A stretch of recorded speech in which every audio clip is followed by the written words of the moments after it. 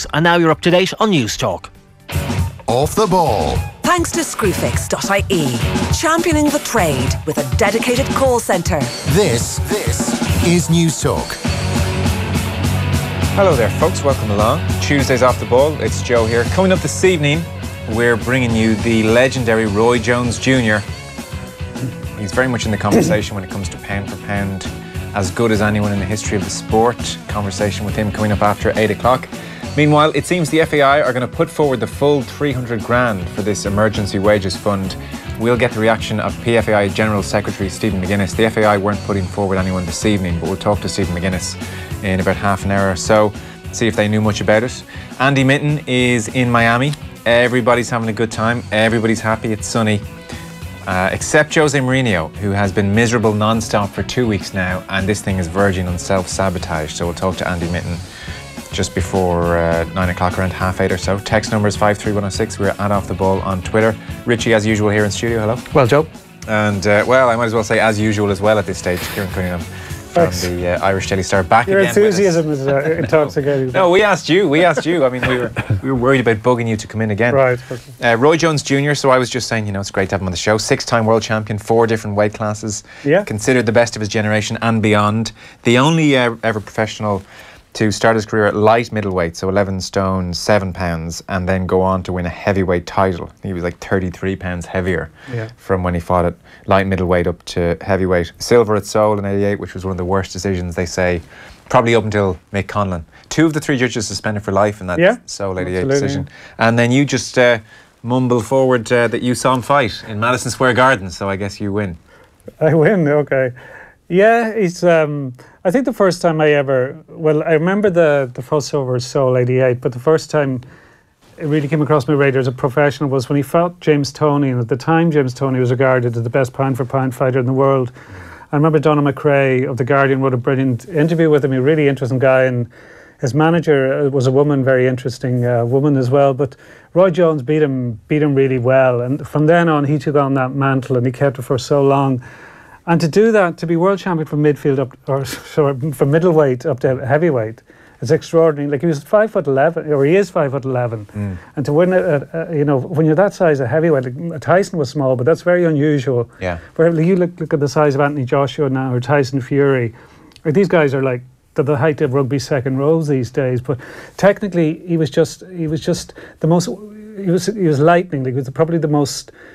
If you're talking the most skillful boxers of all time, he's probably in the top 5. And like, that thing I went to see him, it was a remarkable thing. It was Setanta Sport organised basically a junket and brought journalists out to Roy Jones, Joe Calzaghe fight in November 2008, Madison Square Garden, as kind of a goodwill gesture. But it was an amazing time because the day we landed was the day of the US presidential election, the first time Barack Obama was elected. So our first full day there was, the city was abuzz with all this stuff that didn't really that hope that was quickly binned after a few years. But so it was next. It was a pretty one-sided fight. Like, Calzaghe won comfortably, but in the first round, Jones really rattled him, with a thunderbolt left hand, and he put Calzaghe down, but he didn't follow it up. And he was nearly 40 years old at the time, and he just didn't. He was just throwing single punches rather than combinations. But he was. Like, the fight that was often mooted was Steve Collins and Roy Jones. Like, Collins at his peak wanted Jones. And even it came up a few years ago when he was, I think, coming close to his 50th birthday. It was talked of that they would fight each other, which would have been ridiculous at that stage. But I'd love to have seen them at their peak, how Collins would have got on at him. Like, he was still a fancy Jones, but Collins was a warrior. He really was a tough guy. Was it a politics thing that made it not happen, or? I'm not sure now. Like, it could be, because often it is politics, because it can come down to who has got a TV deal or who's tied in with a certain promoter, and if those promoters want to do business with each other. So I'm not really sure at the time, So, and I think it might have been it was a risky fight to take for Jones. Collins was dangerous. So I'm not saying he ducked him, but it would have been a risky fight. Between 93 and 03, Jones was basically untouchable. Yeah. And then post 03, he said, he's on the record as saying that when he had to lose all the weight again and come back down, that he lost a lot of his strength. Yeah. Effectively, he never quite felt the same again. So I guess 08 would have been another 5 years removed from 03. So he clearly wouldn't have been at his best. So he's on the way after 8 o'clock. We've already recorded the interview with him. We did it late last week. It doesn't go great in some respects. It's going along okay, and then you mentioned cockfighting. Yeah, which he That's never a good idea, is it, Joe? Appreciate. But so I mean, one of the things he credits, his technique was a bit unusual. You know, the low hands and the big wide punch, and I was kind of moving. He credits that with the fact that he grew up on a farm where there was cockfighting all the time. Like his father is an incredibly tough man. I mean, you could argue physically abusive to him. But he was, he absolutely adored cockfighting, which is now illegal all over the States and obviously here and beyond. But so he was aping the cocks in the fight. So he says. That's a bit like the Karate Kid, isn't it? And that was Rocky. Rocky was it in the first Rocky movie where Mick tries to get him to doing some kind of. That was the crane. Crane, copying the crane. There's a difference between Rocky running after chickens and trying to catch them for speed, and Roy Jones Jr. mimicking them with his head movement. And the angles of attack, he said he learned from watching cockfights. But that was something was said about McGregor. I don't know if it was spin that he watched animal movements and copied them. Because I remember talking to Michael Conlon about this, because Michael would be quite friendly with McGregor, and had he any interest in that, because Michael's movement is very elusive, but no, he didn't have much time for it. McGregor struts and his arms, he's like a gorilla. Yeah. Like he's clearly mimicking a gorilla. Isn't that the SPG logo?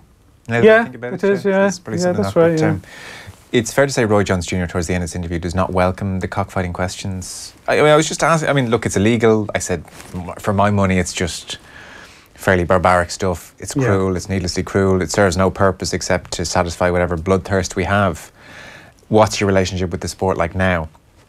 And the interview goes kind of downhill from there. So I certainly wasn't trying to get any big reaction out of him, but if you're expecting a nice buddy chat where we shake hands at the end and wishing each other well, that's not quite what we get here, unfortunately. Yeah, he's like many boxers that when they leave the ring, that they seem to dabble in all sorts of things. Like he's had a few rap albums, hasn't he? Yeah, he's been he's in quite a few films. I think he was in The Matrix, wasn't he? He's still been fighting up until this year. That's thing. Right. He's 49 years old. February, he's retiring reluctantly here at 49. Yeah.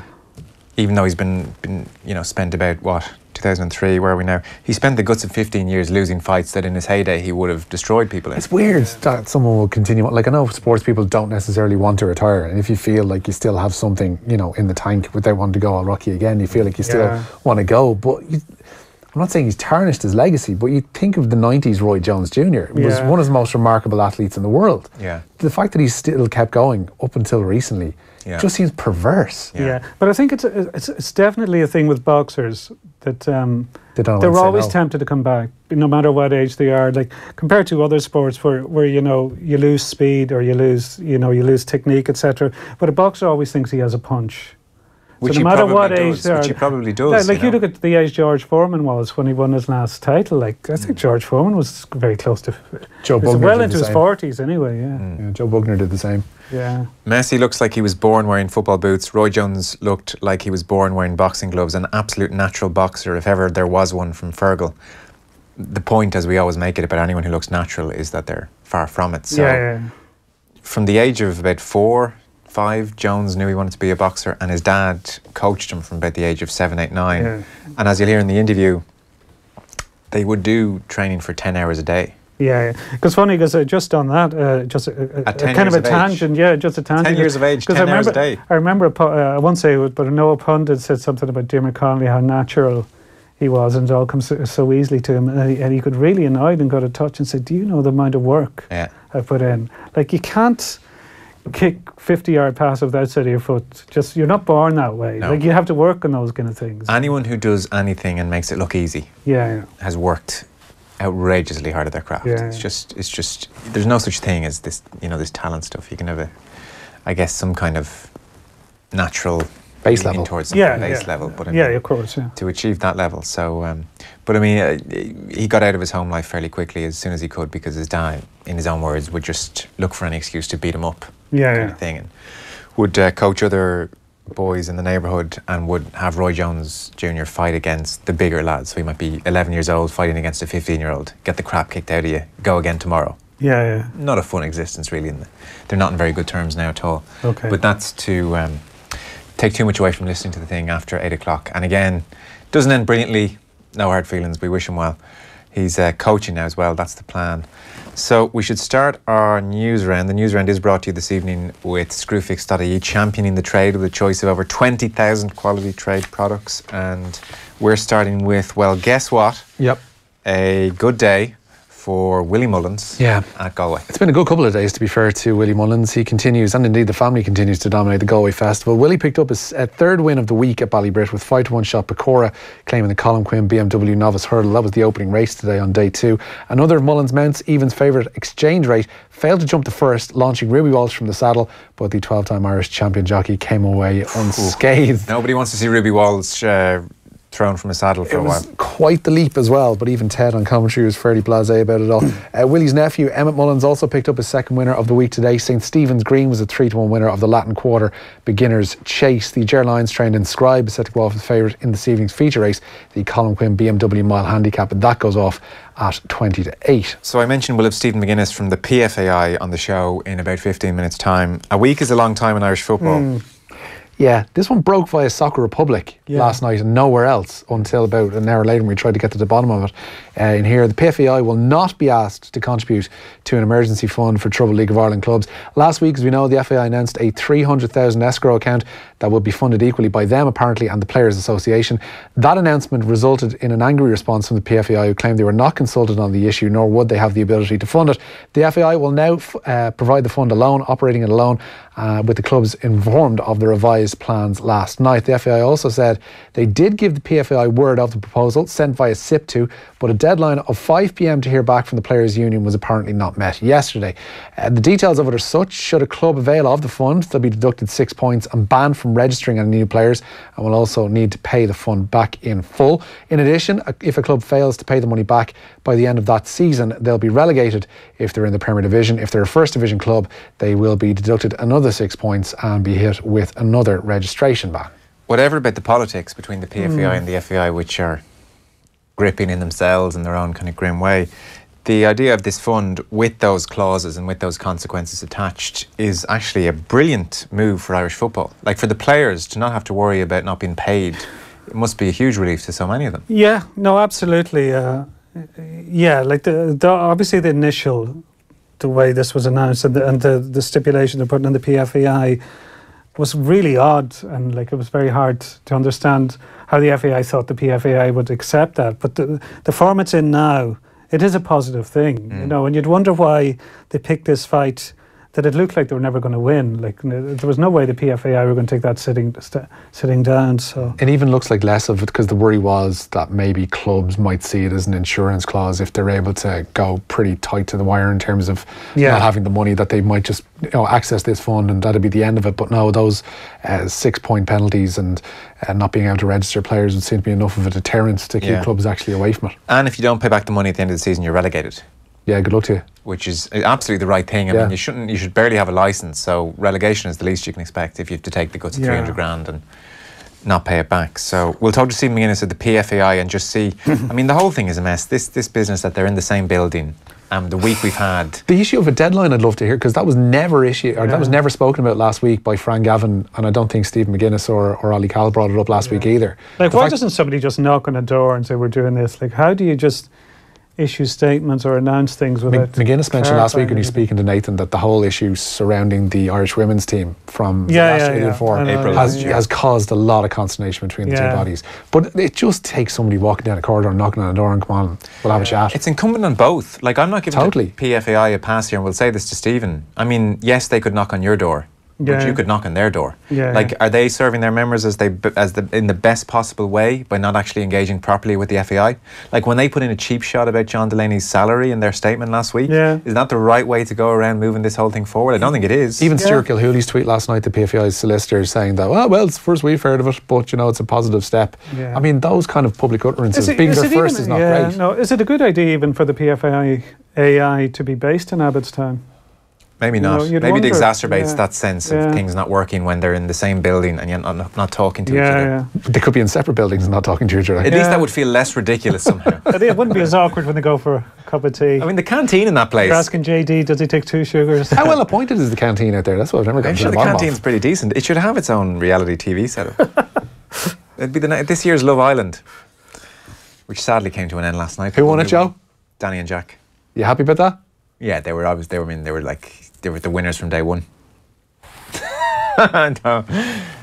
So where are you going next? Oh, Grouch McInerney. Yeah, he's looked set to lose his battle to be fit for Galway's All-Ireland hurling semi-final replay with Clare, pardon me. The halfback had a scan and a suspected torn calf and could miss the All-Ireland final next month. That's if Galway, of course, see off the banner at the second attempt. The news in Joe Cunningham appears to be more positive, with the hurler of the year not suffering any serious damage to his knee despite his withdrawal from that game. He jarred the knee and suffered some bruising apparently, but no muscular damage to Canning.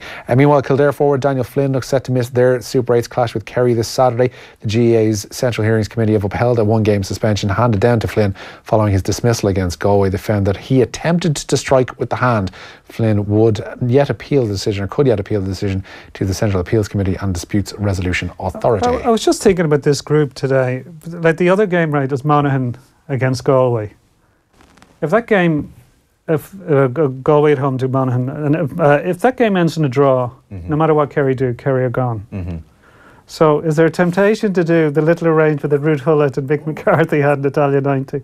Not saying that anybody would do that, but you'd wonder with 10 minutes to go and it's level, you just give the nod and say, but would you trust Galway would win the group then, and they'd avoid Dublin. Would you trust Monaghan not to, at the end, score a sneaky point to avoid Dublin? But Monaghan wouldn't... Monaghan could still win the group. You're right. Yeah. So I mean, if Galway would win the group if they draw or win. But if I'm Monaghan there, I'm saying Galway will do that, and then in the dying seconds, I'm rifling the ball up to McManus. He's popping it over the bar, and we're saying, "Oh, sorry." Yeah. What are you going to do about it? You just do the keep ball. Oh, we didn't look at the scoreboard. Do what Dublin do. Keep the ball for 15 minutes. Before everybody's stupid. It is an issue, I guess. Look. It just won't happen. It won't happen, no. I think it's against the instinct of player to do something else. But it's an intriguing scenario because you've never had one that before. Yeah. You suddenly a draw could get two teams to the semi-final. Well, it will be interesting if they go level with 5 minutes to go. Yeah. Does one side then take the ball and fist pass it around their own half and the other side let them? Yeah. That's a distinct possibility. I think they'll go at it fairly, of course they will. But when you get into the final 2, 3, 4 minutes and word comes through, Kerry are winning their game comfortably, and it's a draw. We're both happy. Yeah, because there's one I saw Philip Jordan brought up this scenario, like the Tyrone-Donegal game, because a draw will do Tyrone, but Donegal need to win. Yeah. If Tyrone get a penalty in the last minute, Peter Hart stands over and they're a point down. Does he go for a goal or a point? I would say a point. Yeah. On the theme of combat sports mimicking animal movement, that's nothing new, says Sandra in Wicklow. The whole, or she says not whole kung fu disciplines are modelled after various animals like grasshoppers, tigers, etc. Interesting. Did not know that. There you go. There you go. Great. Ireland's women's hockey side will discover their World Cup Grasshoppers don't seem like the most aggressive of animals. First Love Island nowadays. Are you okay? Who in Irish sport should run for president? That's what I've been thinking about today. Joe Brawley or Joe Malloy? This man here. Sorry, what was the question? Not Brawley. Who in Irish sport should run for president? Everyone's running for president, so who in Irish sport? Michelle Smith, Pat Hickey, sum up Irish values. There's some great candidates. I was thinking Liam Griffin, an honest one now. Griffin would be a great one, very good. Griffin have a great chance, yeah. Joe, you should definitely go. Brian Kerr says JP. Brian Kerr, yeah. Who would dare vote against Kerr? A lot of... can I call them cultures? A lot of people outside Dublin hate Brian Kerr. Frankly, that's his their accent problem. Drives them mad. Well, that's their problem. Well, maybe, I agree completely. Maybe they should have a look at their own accents, Kieran. Someone.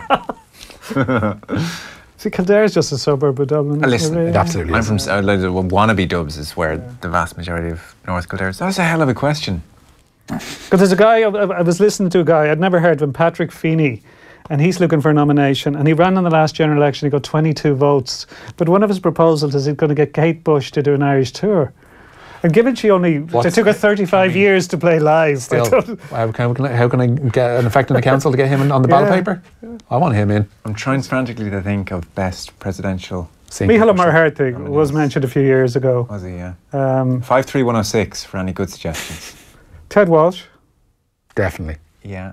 Would Ted be able to keep his mouth shut though? Because it's part of if you're presidential, but Joe Brawley has been talked up genuinely. Joe wouldn't be able to keep his mouth shut. Michael D's done not a great job of keeping his mouth shut, to be fair. No, he's blurted out a few bits. Yeah. Okay, Ted Walsh will allow then.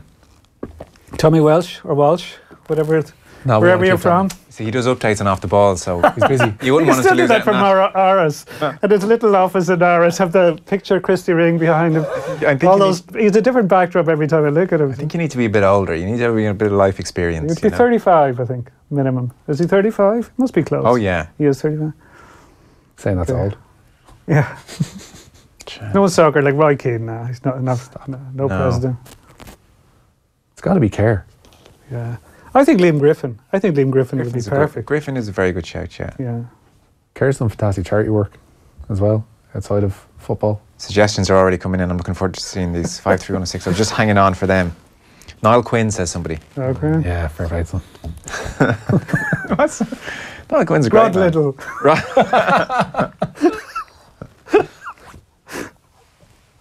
There must be someone ideal that we're not thinking of. We could start something here if Yeah. we put our minds to it.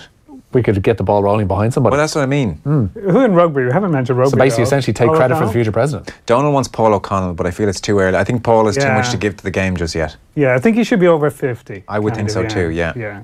Liam Griffin says Johnny Walker, gentleman and a scholar. It's a popular early front runner, Liam Griffin. I'd be interested to hear what kind of metaphors Eddie O'Sullivan would come out with on the campaign trail. Yeah. That'd be a good stumping. A hell of a shout in here. Hell of a shout here from Condo and Navan.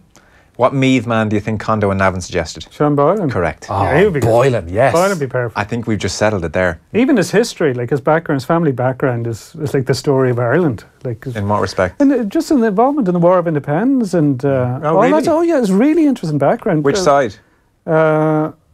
Which side in the War of Independence? Oh, sorry. I thought you meant the Civil War afterwards.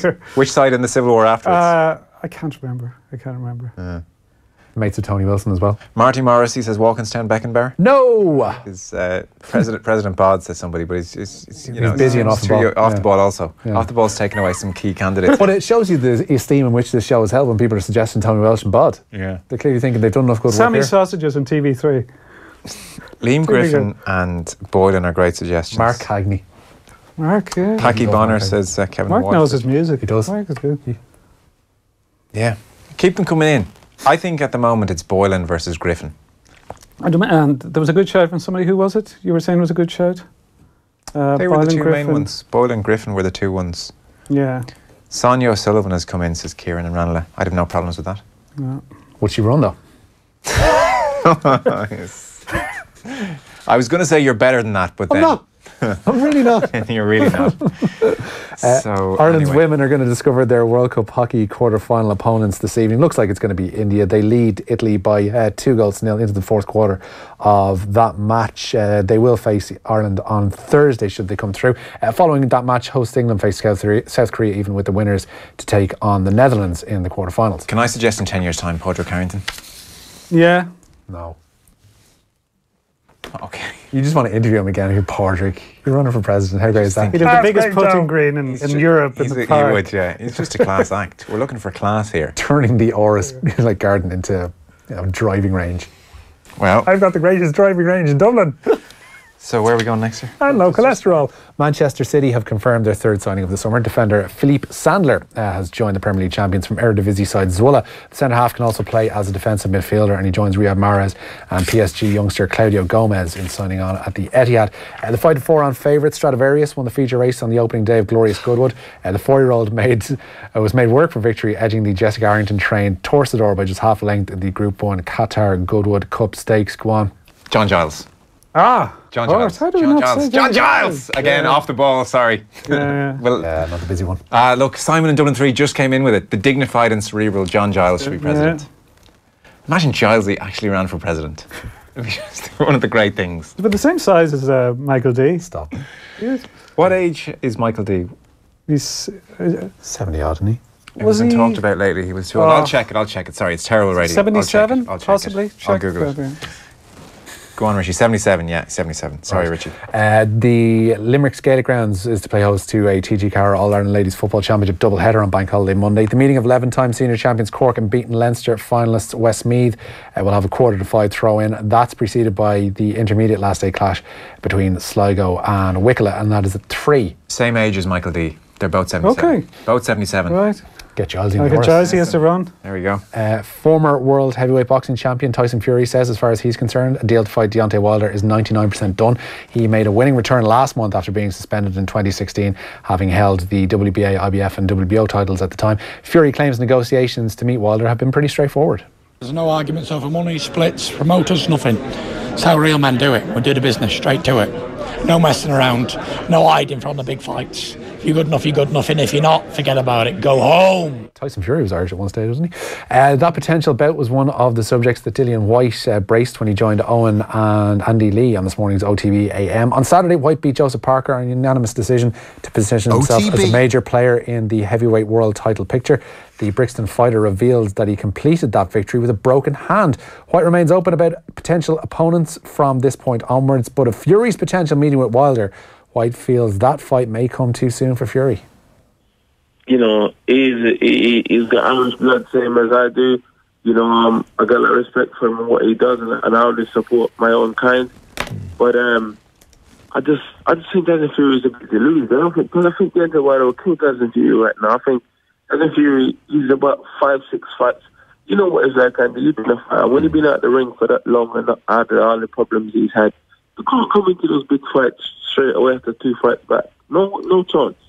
You know, I think Tyson Fury likes to duck a lot and he likes to try and steal the show and stuff, but I think he's not realistic. Fighting Deontay, unless he's thinking, you know what, I'm going to make 10 million quid and gamble my career and call it a day. That's the only reason I can see, because right now, Deontay Wilder is too sharp for him right now. Not that Tyson Fury couldn't beat him, but Tyson Fury needs to get his rhythm, his mindset and his ring fitness back. More good stuff from Dillian White and Andy Lee over on this morning's OTB AM. Yeah, great to get him on. Fury looks, I mean, it's incredible what he's done weight-wise. He's kind of turned this around very, very quickly. But interesting to know how long it takes to get boxing sharp again. Like his first fight back was a complete non-event. This one's going to be the same again at Windsor Park. Yeah. At the weekend. Is it a year? Is it 2? Like, but like but at what to get to what point to get to the level where he could compete for a title? Well, the word is, like Andy Lee often says it, and lots of people say that he's a better boxer than all of them. Like he's the best boxer of the bunch. I would think he would need 2 years and maybe to win against Joshua or somebody, you need 4 or 5 fights. Fighting Wilder in December seems like madness on his behalf. Like it's a massive payday potentially for him. It's hard to say no to the money. But winning the fight, and like, because it would kill off his the fight with Joshua would still be money, but you know, his standing as a potential heavyweight and one that could win titles is going to be hit. Because his standing right now has been talked about as this guy who's the best boxer of the bunch, and so you detract from that if you go in and make a show yourself. But he hasn't fought competitively in like 3 years. 3 years. I couldn't get over how young he is. He's not even 30 yet. He's 30. So we have to suffer more of him for longer. I just thought he was almost. I would have him down at 6, 7, 8 years older than that. That was just the feel for him. But so he's got time is the point almost. Anyway. Well, particularly in heavyweight. Cork City's defence of the FAI Cup will begin at Whitehall. Their tie away to Home Farm on Sunday, August 12th will have a 1 p.m. kick-off. Dundalk's meeting with Cove Ramblers is set for Friday, August 10th, but will be moved to the following Sunday should they reach the third qualifying round of the Europa League. We'll find that out, of course, on Thursday. Cork are definitely in Europa League third qualifying round action. They await the losers of the Rosenborg Celtic Champions League qualifier, which will be decided tomorrow night. With Celtic taking a 3-1 lead to Trondheim, it will likely be the Norwegian champions who visit Leaside, but Cork boss John Caulfield doesn't think either opponent could be described as the easier one. Rosenborg have proven that, you know, they've had incredible results in the Champions League over 10 years, and they're always there, so it just means that, you know, when it comes around we have to be ready, because obviously no matter who we play, you're going to be underdogs, but at the same time, you know, we have shown that, you know, you can rise above this and you can perform and get through ties like this, so it is going to be difficult, but we'll do all our work. There you go, John Caulfield. Gonzalo Higuain and Leonardo Bonucci are set to swap clubs. Higuain is set to move to AC Milan on an initial loan move from Juventus, said to be worth €18 million with an option to buy at the end of the season, while Bonucci is set to end a disappointing 12 months at the San Siro and return to Juve on a permanent basis. Mattia Caldara is set to head to the San Siro as part of the Bonucci deal. Last story? Their yellow cards and red cards are going to be brought into the Championship and below from this season forthcoming. Teams from the Championship down to the National League will be subject to the new rules, which are aimed at improving behaviour on the sidelines. While not being trialled in the Premier League just yet, it's expected the new system could be in place for the FA Cup. EFL Chief Executive Sean Harvey says it'll give more clarity to supporters on referees' actions, particularly as it relates to officials. And winger Patrick Cavan has become the latest player to leave Bohemians in this transfer window. The 32-year-old has been at Dalymount since November 2013. It's expected now he'll sign for Shelbourne. Dylan Watts, Philly Gannon and Carl Moore all departed Dalymount during the course of this summer. That's your news round this Tuesday evening. Thanks to Kieran Cunningham from the Irish Daily Star for coming in. Much appreciated. Yeah, we're going to talk to Roy Jones Jr. after 8 o'clock. Up next, we're going to talk to Stephen McGuinness from the PFAI and get his reaction to this €300,000 emergency fund, funded in total by the FAI. Off the Ball on News Talk. Thanks to Screwfix.ie, championing the trade with a choice of over 20,000 quality trade products. Bruce Betting are one of Ireland's leading bookmakers. Download the Bruce Betting app from the App Store and our new Android app in the Google Play Store to see why we're giving you more. Bruce Betting, in store, online and now on your phone. Please gamble responsibly. See dunlewy.net. When you're a first-time buyer,